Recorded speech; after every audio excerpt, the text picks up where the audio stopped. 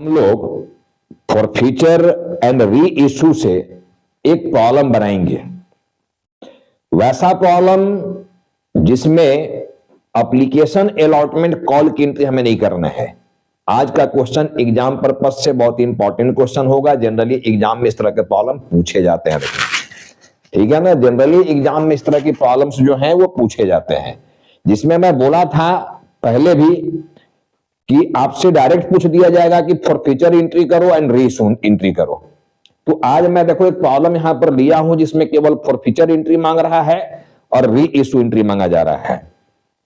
चलो फटाफट हम लोग प्रॉब्लम को पढ़ते हैं और उसका हम लोग जर्नल पास करते हैं। देखो यहां पर जर्नल फॉर्मेट बना हुआ है, जर्नल फॉर्मेट में ही एग्जाम में आप लोग आंसर देना, ठीक है ना। जैसे जर्नल एंट्री पहले सीखे हुए हो उसी तरह जर्नल फॉर्मेट देखो बनाकर यहां पर रिप्लाई देना है। पूरे चैप्टर में केवल जर्नल एंट्री ही भरा हुआ है, चाहे टॉपिक फॉर फ्यूचर का हो, रीइशू का हो या इसका पहले का हो। जर्नल ही तो मैक्सिमम है, शेयर चैप्टर में भी हो या डिवेंचर चैप्टर में हो। तो जर्नल जब पास करना है तो आपके लिए जर्नल फॉर्मेट होना चाहिए। जैसे तैसे जर्नल मत कर देना, खासकर एग्जाम में, ठीक है ना। प्रैक्टिस घर में कर रहे हो चल जाएगा, लेकिन एग्जाम में नहीं चलेगा। एग्जाम में आपको जर्नल फॉर्मेट करना चाहिए, ठीक है। चलो देखो प्रॉब्लम को हम लोग फटाफट समझते हैं। लिखा हुआ है कि 1000 equity shares of ₹10 each fully called up, ठीक है ना। पूरा 10 रुपया कंपनी मांग लिया था। एक शेयर का दाम 10 रुपया है, 1000 इक्विटी शेयर इशू किया गया है, 10 का फुली कॉल्ड अप किया गया है, पूरा पैसा मांगा गया है। हेल्ड बाई अनुराग, ये 1000 इक्विटी शेयर अनुराग के पास है। एक अनुराग नाम का शेयर होल्डर है कंपनी का, जिसके पास 1000 इक्विटी शेयर है। For non payment of allotment money of ₹3 per share, allotment का पैसा अनुराग 3 रुपया पर शेयर के हिसाब से नहीं दे पाए, ठीक है। And final call money of ₹4 पर इक्विटी शेयर, और फाइनल कॉल का भी पैसा उन्होंने नहीं दिया। यानी कंपनी केवल 3 बार में पैसा मांग लिया था। देखो 10 रुपया को 3 बार में मांगा, क्योंकि कॉल में सीधा लगा दिया final call. First call second call की बात नहीं किया, अलॉटमेंट के बाद सीधा लिखा हुआ है फाइनल कॉल। तो एप्लीकेशन के नाम पर कंपनी पैसा मांगा, अलॉटमेंट के नाम पर पैसा मांगा और कॉल के नाम पर पैसा मांग लिया कंपनी। देखो अब एप्लीकेशन के नाम पर कितना पैसा मांगा गया इस कॉलम में नहीं लिखा गया है, ये आपको अपने ऑब्जर्व करना सीखना होगा। यहां पर कहता है कि एक शेयर का दाम 10 रुपया है और लिखिए दिया यहां पर कि non payment of allotment money of ₹3 per share, यानी अलॉटमेंट का रेट तो 3 रुपया है और साथ में कह दिया फाइनल कॉल का रेट है 4 रुपया। तो 3 और 4 7 तो यही हो गया, 10 में से 7 रुपए का हिसाब तो मिल गया। यहां पर अलॉटमेंट का 3 रुपया और फाइनल कॉल का 4 रुपया, तो 7 रुपए का हिसाब तो मिल गया, बचा 3 रुपया। तो वही 3 रुपया एप्लीकेशन वाला है, ठीक है ना। तो यहां पर अनुराग नाम का एक शेयर होल्डर है जिनके पास 1000 इक्विटी शेयर है। उन्होंने एप्लीकेशन का पैसा कंपनी को भेजा है 3 रुपया के रेट से, चूंकि एप्लीकेशन में कोई फेल होता नहीं है। जब भी फेल कोई होगा अलॉटमेंट में या कॉल में, यहां क्लियर लिखिए दिया कि अलॉटमेंट में उन्होंने फेल हुआ है।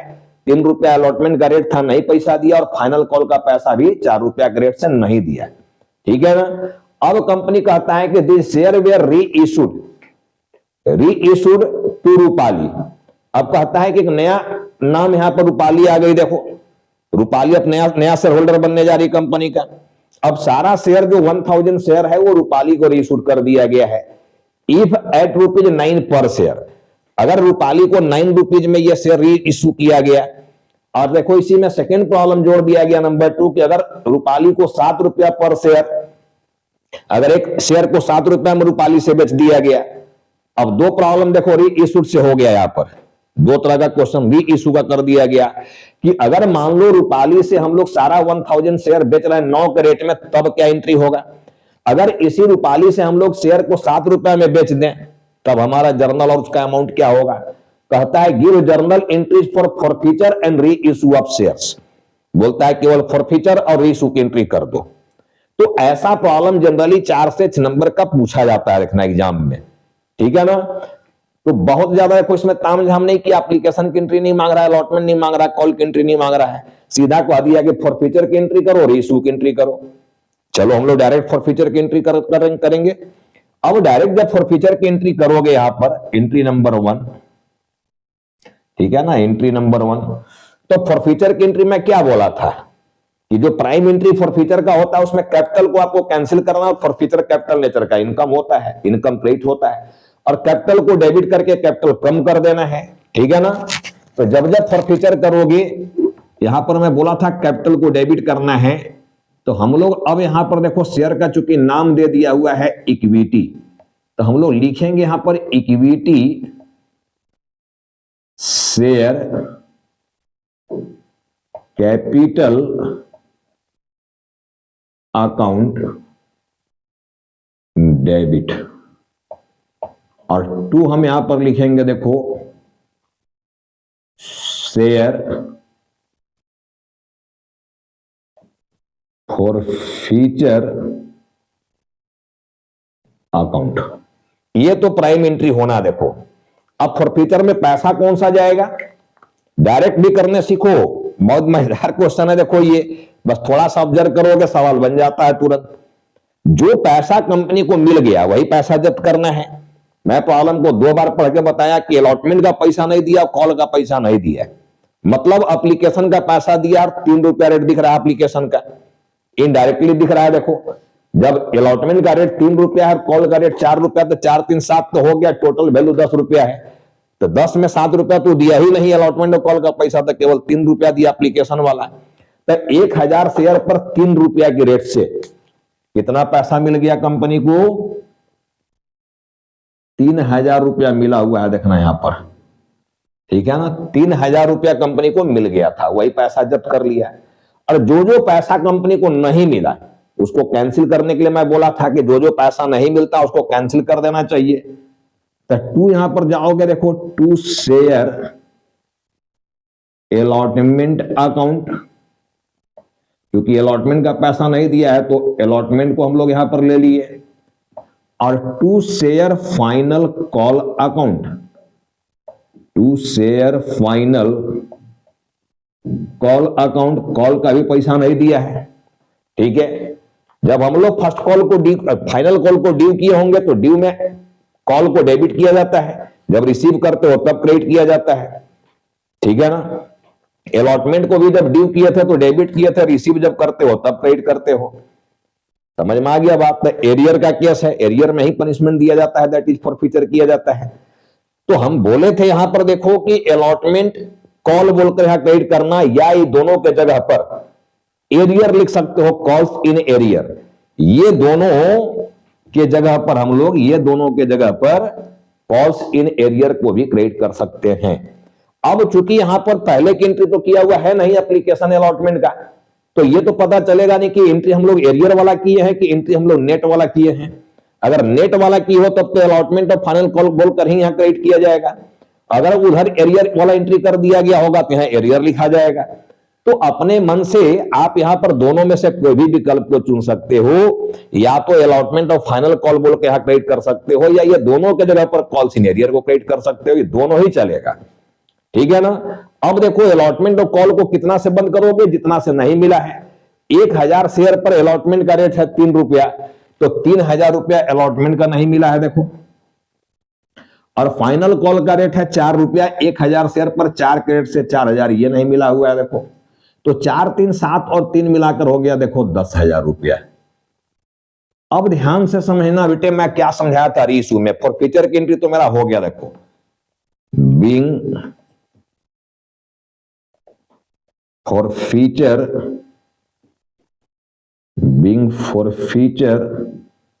ऑफ 1000 इक्विटी शेयर्स लिख देना, यहां मैं शेयर्स लिख रहा हूं देखना, being forfeiture of 1000 shares due to non payment, ये भी लिख सकते हो, या इतना लिख के छोड़ देना।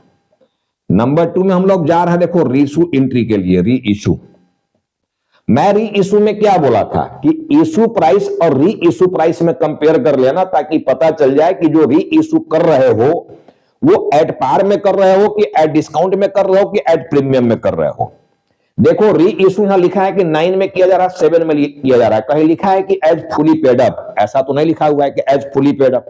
अगर एज फुली पेड अप लिखा रहता तो हम लोग इश्यू प्राइस यही 10 को मानते, और फिर ही इश्यू ये था, इससे कंपेयर कर लेते कि मामला एट पार का है, डिस्काउंट का है या प्रीमियम का है। लेकिन फुली पेड अप यहां नहीं लिखा गया है, तो फिर रेट कहां से निकालोगे? इशूड प्राइस का रेट। इशू प्राइस कहां से निकालेंगे हम लोग? मैं बोला था कि फॉरफीचर देखो, मैं कैपिटल जिस रेट से डेबिट किए हो, रेट वहां से निकाला जाएगा, ठीक है ना, उसको इशू प्राइस बोला जाएगा, रेट वहां से निकालना है। तो 10,000 रुपया यहां देख रहे हो 1,000 शेयर के लिए, ये कैपिटल जो देख रहे हो 10,000 से यहां पर डेबिट हुआ है, 10,000 कितना शेयर के लिए? 1,000 शेयर के लिए। तो 1,000 इंटू कितना करने से हमारा 10,000 हो जाएगा? 10। तो इशू प्राइस आपका देखो ये 10 रुपया है, इशू प्राइस जो है ये 10 रुपया निकल गया, देखो ये 10 रुपया निकल गया इशू प्राइस यहां से। तो रेट हमको यहां से डिसाइड करना, देखो इशू प्राइस यहां से निकालना है। अब देखो ओरिजिनल प्राइस भी 10 ही था और इशू प्राइस भी 10 ही निकला है, लेकिन हर प्रॉब्लम में ऐसा होगा ऐसा नहीं है, इसलिए लॉजिक को समझना है, कॉन्सेप्ट को समझना है, रखना, ठीक है ना। जब हमारा री इशूड यहां लिखा गया हो लेकिन एज फुली पेड अप इस तरह का वर्ड नहीं लिखा गया हो, ठीक है, तो रेट हम लोग इशू प्राइस यहां से निकालते हैं। कैपिटल को जिस रेट से डेबिट किया गया है उस रेट को इशू प्राइस माना जाएगा। और री इशू प्राइस तो यहां दिया हुआ है कि अगर 9 में हम बेच रहे हैं तब क्या करेंगे, 7 में बेच रहे हैं तब क्या करेंगे। अब बताओ कि 10 रुपया का शेयर, देखो इशू प्राइस तो हम लोग यहां से निकाल दिए इशू प्राइस। अब 10 का शेयर को 9 रुपया में बेच रहे हो, बताओ डिस्काउंट का केस है या नहीं है? सब लोग बोलोगे हाँ सर डिस्काउंट का केस है, तो डिस्काउंट वाला एंट्री करेंगे हम लोग। तो देखो यहां पर फॉरफीचर की एंट्री में हम जा रहे हैं, देखो इसको हम लोग एंट्री नंबर ए कर दे रहे हैं। एंट्री नंबर ए का मतलब देखो 9 वाला हो गया।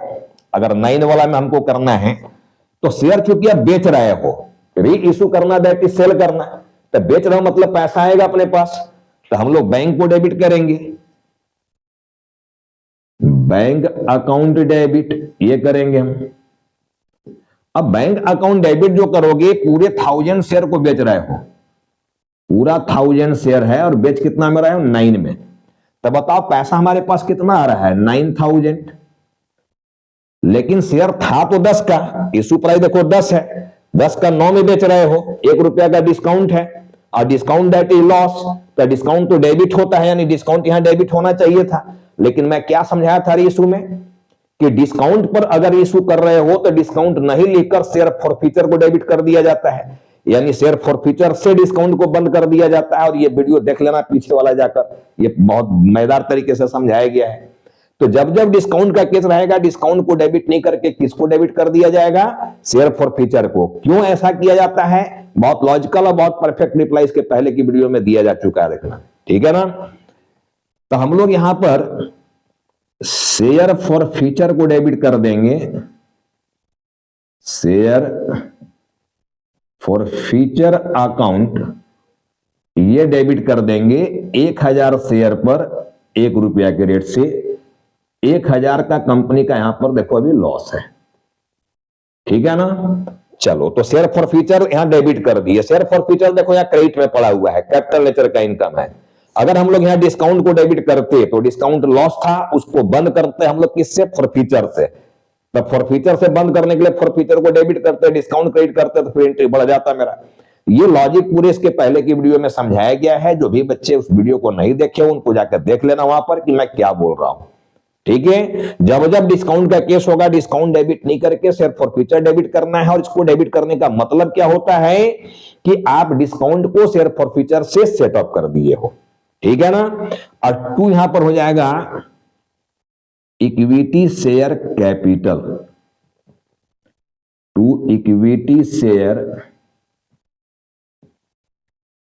Capital account. नरेशन लिख लेना यहां पर बीइंग, ठीक है ना। शेयर रीइश्यूड कर देना, शेयर रीइश्यूड, फिर से रीइश्यूड कर दिए। अब देखो सेकेंड का यहां पर एंट्री नंबर ए आ गया, टोटल अमाउंट बन गया देखो यहां पर 10,000। लेकिन मैं क्या बोला था कि री इशू का,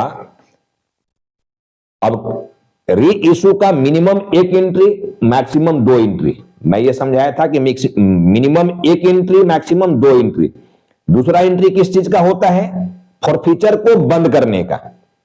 और कंप्लीट फुली रीइशू का कैसा देखना, जब किए हो 1000 इक्विटी शेयर, अब पूरा 1000 इक्विटी शेयर को हम लोग री इशू भी कर दिए। तो फुली का केस है, फुली में मैं बोला था कि फुली में फॉरफीचर को फुली क्लोज किया जाएगा। तो फॉरफीचर का अमाउंट देखो यहाँ कितना पड़ा हुआ है, 3000 रुपीज, 3000, जबकि यहाँ कितना डेबिट करके बंद कर चुके हो अभी तक, 1000। तो हमको और कितना बंद करना होगा, 2000।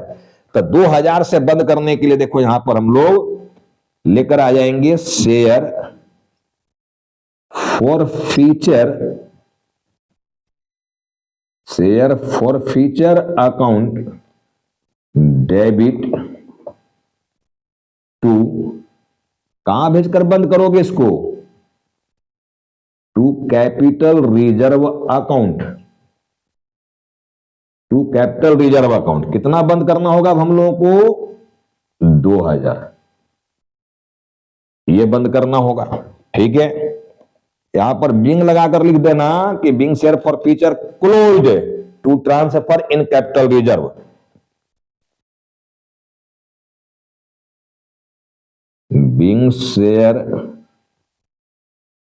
फॉर फीचर क्लोज्ड, ऐसे कर लेना। ठीक है ना। तो ये एंट्री नंबर देखो हम लोग बी कर लेते हैं, चलो ठीक है ना। और ये री इशू का जो केस है इसको देखना, ये 9 वाला केस का को हम लोग लेके चले हैं, ये 9 वाला को हम लोग बना लिए हैं। ठीक है, अब 9 वाला को बना लिया, एंट्री नंबर यहां 1 हो गया था, एंट्री नंबर हम लोग 2 किए हैं। अब 2 का देखना केस हमारा जो है ये केस वाइज समझ लेना, ये 9 वाला एंट्री हम लोग का हो गया 2 एंट्री। अब हम लोग 7 रुपया में अगर बेचते तब क्या एंट्री पास करते।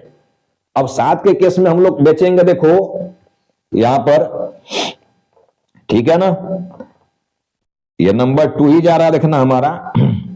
अगर हम लोग 7 में बेचेंगे तब क्या एंट्री पास करोगे, बैंक को तो डेबिट करोगे ही करोगे,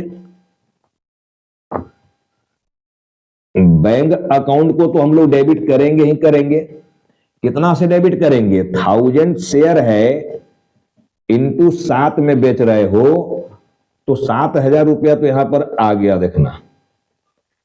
अब डिस्काउंट कितना दे दिए हो, 10 का है, 7 में बेच दिया, 10 का शेयर है, 7 में बेच रहा हो तो 3 रुपया का डिस्काउंट दे दिया।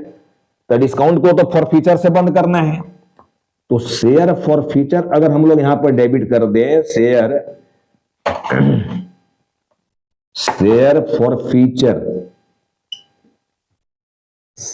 फॉर फीचर अकाउंट को हम लोग डेबिट करें, कितना से डेबिट करना पड़ेगा, 1000 इंटू 3।